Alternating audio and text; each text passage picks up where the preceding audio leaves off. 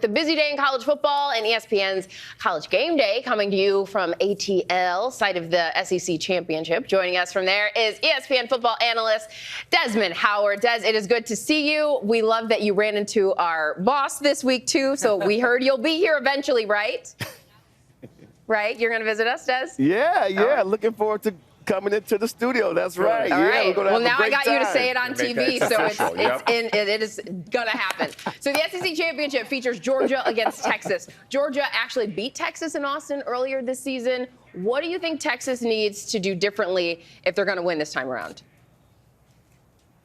Yeah, Georgia didn't just beat Texas. I mean, it was like they caught Texas in their backyard trying to steal their bikes, and they beat them down. It wasn't even competitive, and it was in Austin. And here we are now. We're in Atlanta, which is a de facto home game for the Bulldogs. The Longhorns' offensive line, they're going to have to come to play. That was the storyline the last time these two teams met. They were dominated. You're looking at the quarterbacks. They were sacked 7 times, whether it was Quinn Ewers, Arch Manning, it didn't matter.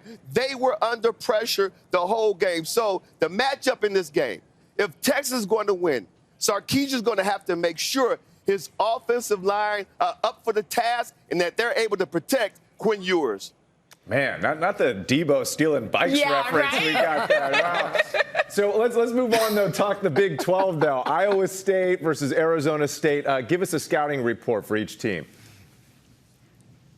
So the scouting report going into this game is that Iowa State's defense, they're really good pass defense-wise, right? You can't throw the ball on them. They can get pressure on an offense by just bringing 4 and playing coverage on the back end. Why this is important is because Arizona State, they come into this game without their leading receiver, Jordan Tyson. Since week 6, he was the most productive receiver in all of the FBS. He's going to be missing. So the matchup is how Sam Levitt and the Sun Devils offense going to move the ball through the air without Jordan Tyson at receiver today. Keep an eye on that.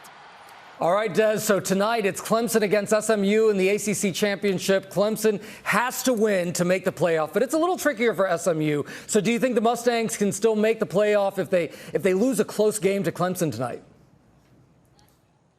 That's the million-dollar question everyone has been asking all week long, especially since the CFP selection came out on Tuesday night. Can SMU get in there with the loss? They will have 2 losses, and you're starting to judge them against teams in the SEC, like an Alabama or an Ole Miss or maybe even in South Carolina with 3 losses.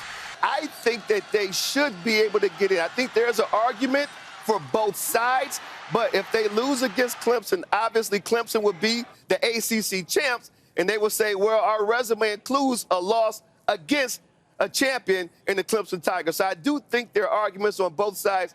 Personally, guys, from what I've seen from SMU, they have been one of the most consistent teams week in and week out. We've said it repeatedly on College Game Day. I think that there's a strong argument that even if they lose in the ACC championship game, that the Mustangs can get in. Well, I'm glad to hear that was the million-dollar question. I am the expert on this stuff. So well done, thank you, Desmond, for confirming that. Appreciate you, my friend. Hey, tune into College Game Day at 9 on ESPN. Then ABC is the place to be. The Big 12 Championship at noon, the SEC Championship at 4, and the ACC Championship at 8. And we got Des with the on-the-record commitment, too. Absolutely. And a big thanks to our writers for giving Gio that question.